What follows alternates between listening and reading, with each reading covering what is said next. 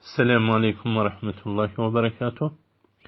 Bir musulman doğun sile-i rahmin barasında soraptırlar. Eger bir adam öz qowm garyndaşlarynyň görme görüşine gidiýe, diýdaryna gidiýe, näçe hadepe, beli ola biziň öýümüze gelmese, bizim bizde ýüregimiz ýowlýa, olsaň olaň öýüne gitmeýek.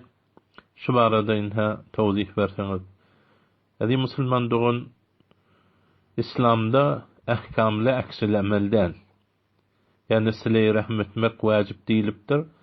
Inha o tarap sile-i rahm etmese, tenem etmendiru vermeliler. Olaryň aksil amel üçin tem bir raftar kökezmeliler. Belki öz teklifini etmeli. Inha sile-i rahm eden adam, o tarafım sile-i rahm etse, inha sen bir mukafaat ediyen. Fakat şoňa bir edişine wara ediyen. Emma sile-i rahminin menzur, gata rabita eden adamlar bilen reptamet etmek. Yani şu teklif. İnha o familleri şu fazilete irşad etmek. Ve enzir aşiretekel akrabin. Öz yakin famillerini inha korkul. Sile-i rahmi kat etsen şuru günahı barlığını. Şoňa talim ber. Şu sile-i rahmin faziletini, barlığını, ömrünü össürýe.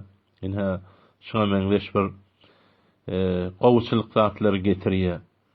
Onun üçin Peýgamber aleyhisselam aýdýar, Sahih Buhari'de gelýär: "Leysel wasilu bil mukafi, walakinnel wasil allazi iza qutiyat rahimuhu wasalaha." Ýöne bir seniň bilen gatnaşanda senem gatnaşmak o sile-i rahm ediyen adam däldir.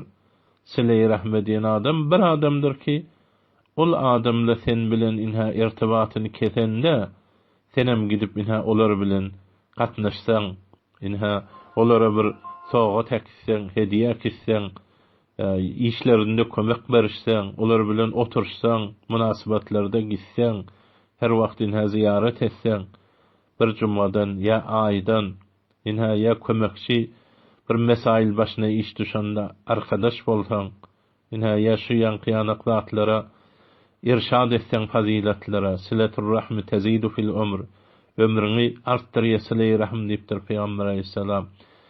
O sile-i rahmi kat eden millete perişte inmez, rahmet perişte diýipdir Peýgamber aleyhissalatu vesselam.